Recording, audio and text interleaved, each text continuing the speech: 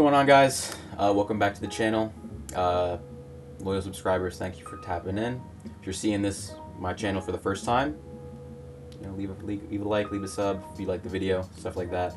I know I haven't been as consistent as I'd like to be. I promise once we get into fall, closer to the actual sports stuff going on, I will get more consistent. I promise. Right now we're in kind of a lull, but today we have a video about the Club World Cup that just concluded.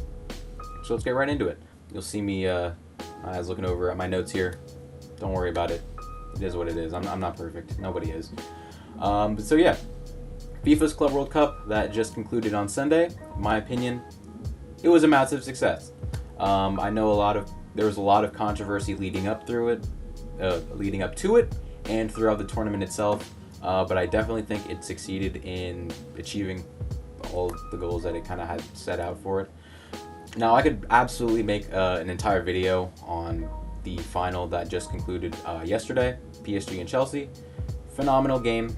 I was out at my friend's, but I was watching on my laptop. Great game. So instead of doing a whole video on it, I will wax poetic about Chelsea for a couple minutes, because boy, they stunned me. I can't lie. Not many people, including myself, really thought Chelsea had a chance to beat PSG yesterday. PSG's been utterly dominant. If you saw my video on the Ballon d'Or, I was waxing poetic about some of their players. Dembele, Vitinha, Nuno Mendes, Donnarumma, the goalkeeper. Boy, I don't think anyone was really expecting this outside of maybe Chelsea fans. This result, 3-0 to Chelsea. Cole Palmer, 2 goals and an assist. João Pedro with the other goal. It was a great game. It was a great game. Not saying PSG did poorly, but Chelsea just came to play. Bar none, they came to play. Chelsea's midfield, Moises Caicedo, Enzo Fernandez, ballers. They put Reece James in, normally right back, into the midfield. He showed that he can play that position really well. Everyone on that Chelsea side were ballers. They came to play for sure. Tactical genius by Enzo Maresca, because a lot of people assumed that PSG would just be dominating the ball, dominating possession, and Chelsea would kind of be playing on the back foot. It was the exact opposite. Chelsea dominated possession. As I said, their players came to fucking play. Robert Sanchez, their goalkeeper, surprisingly came to play. He didn't make a single mistake. He looked brilliant passing the ball out of the back. And yeah, Enzo Fernandez as well. But Moises Caicedo is really who I want to touch on. Over the last year, he's looked like one of the best defensive midfielders on the planet. Against that midfield trio of João Neves, Vitinha, and Fabian Ruiz, they were one of the best midfield trios on the planet. I mean, they won basically everything this year. They were just utterly dominant. Moises Caicedo and crew rolled up and absolutely bossed them around the field for 90 minutes. It was a spectacle. It was a spectacle to watch. As I said, Cole Palmer was sensational. 2 goals and an assist, as I said earlier. João Pedro looks like every bit of the striker that Chelsea needed. Sorry, Nicholas Jackson, your time is up, buddy. Between João Pedro and Liam Delap, Nicholas Jackson's going to get sold. And Chelsea look very primed to have a great Premier League season. I think they'll be top 4. I think they could potentially, given a couple more transfers, challenge for the league title next season. They're going to be great. Super fun team to watch. If you're a neutral and you are trying to get into soccer, Chelsea's a great team to watch. They're super fun. Got a bunch of young, great players. They're going to be around for a while, that's for sure. In terms of the tournament itself, there were certainly concerns to be had with the tournament, especially leading up to it. The majority of the clubs that were not in the tournament have had far longer off seasons than the clubs that were in it. It'll be interesting to see how that kind of translates going into the next league season for a lot of these clubs, because the league starts in around a month and a half. It'll be late August when a lot of these leagues are kicking off again. And if you went far into the Club World Cup, I mean, a lot of these other teams have started their preseasons already. I know Liverpool just had a friendly against Preston a couple days ago, and a lot of these teams are going on their international tours in a couple days, weeks. So they're going to be off on the wrong, or a lot of these Club World Cup teams could, start the season off on the wrong foot.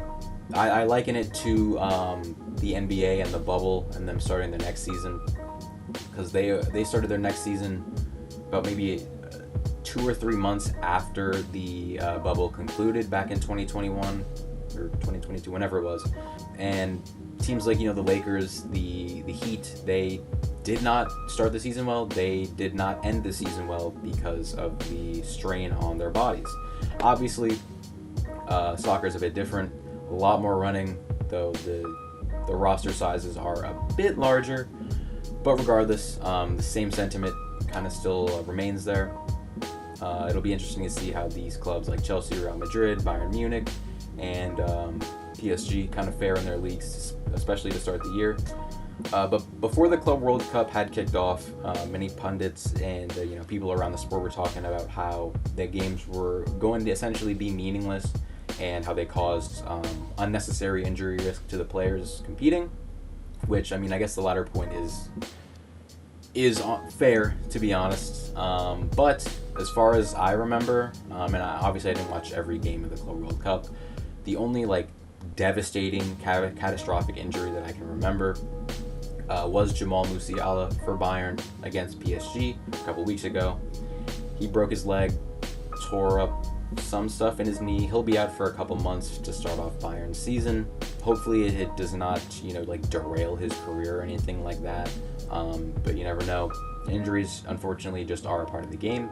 Full transparency, I did personally go to 3 Club World Cup games. All of them were in Philadelphia. Juventus versus Wydad FC, whichever one it is. That was a group stage game. Palmeiras Botafogo, that was a round of 16 game. And then the subsequent Palmeiras Chelsea game in the quarterfinal, maybe a week after. Phenomenal games. I know people were talking heavy about the capacity of some of these games, the fan attendance. First 2 games I went to was around 50%. Not great. You could definitely see a lot of seats were certainly open. Didn't mean the atmosphere was bad at all, especially the Palmeiras Botafogo game. They brought the fans like crazy. They were sitting at their separate ends. They were chanting the whole game. It was a fun experience. The Palmeiras Chelsea game I went to was packed out the ass. Probably, I mean, a lot of that could have to do with Chelsea just being a massive club, but it was packed. It was packed. Phenomenal atmosphere. It was jumping from the first minute to the 90th. It was a phenomenal game. I mean, obviously, a lot of these clubs are from all around the world. Not many are as well regarded as a Chelsea. I'm not expecting, every game to be sold out, obviously. I'm not expecting a lot of attendance for a lot of these games, honestly, especially some of the lower tier contests. But I think it was a great tournament. Definitely a trial run for the actual World Cup in North America come next year. And I'd assume with the magnitude and the history and the, honestly, demand that the World Cup has, those attendance numbers are going to be vastly different from what we saw at this Club World Cup. Because, yeah, I mean, the names are going to be there. The countries are far more superior than the clubs in this regard. On the other hand, in terms of some of the pros, the tournament brought a bunch of exposure to some of the smaller clubs to America. Biggest winners of the tournament by far, regardless of standing or how the results were. The Brazilian and South American teams, they were phenomenal. They were really, really solid in the group stage, and teams like Palmeiras, Flamengo, Fluminense all went farther than a lot of people assumed they would have. A couple upsets as well, I can't remember offhand, but there were a couple of clubs that should have probably made it past the group stage that just didn't because they lost to some of these other clubs. They came to play. Like, these South American teams came to play. The exposure on the biggest market on the planet, being America, is definitely what FIFA was aiming for, and I definitely believe that they were able to capitalize, at least in terms of that aspect, of the tournament. Fans definitely brought it. You gotta understand, some of these fans are traveling across the world, across the country to watch their favorite clubs play. They were passionate. They were passionate as hell. Even the Wydad Juventus game I went to, Wydad scored. They were down 2-0. They scored. They lit flares, bro. Down 2-1, or maybe 3-1. It was ridiculous. Like, you can tell they were passionate. Botafogo, Palmeiras, both sides were chanting the whole game. And Palmeiras, Chelsea, the same thing. Like, for someone who had never been to a professional soccer game before, even though I've played throughout my childhood, the atmosphere, especially as a neutral fan, it was breathtaking. And I could romanticize it all day. It was phenomenal. And the tickets, because of the attendance being low at times, I went to that quarterfinal game, Chelsea Palmeiras, $30. And it's soccer. There's not a bad seat in the stadium. You can see everything. It was phenomenal. It was really, really cool. Obviously, in terms of the clubs, the money was the biggest draw for the clubs that were involved. FIFA allotted around $1 billion to the 32 teams that participated. Obviously, the further you go, the more money you get. Chelsea got over $100 million just for winning the tournament as a whole, and that's on top of them, getting money for participating and such. That's massive for some of these bigger clubs. That's massive for any club, honestly. But especially some of these bigger clubs. That money, that'll be used for transfers. That'll be used for like balancing the books in terms of things like UEFA regulations, league regulations. The teams play their best players, and the bigger clubs certainly took the Club World Cup seriously, which was a bit of a question before the World Cup or the Club World Cup even kicked off as to whether or not that would be the case. But yeah, all in all, I do think the tournament was a net positive. Obviously, there's still some things to work out, and the like fixture congestion, stuff like that happening after the season I don't really know how you're gonna get around something like that. I can't lie.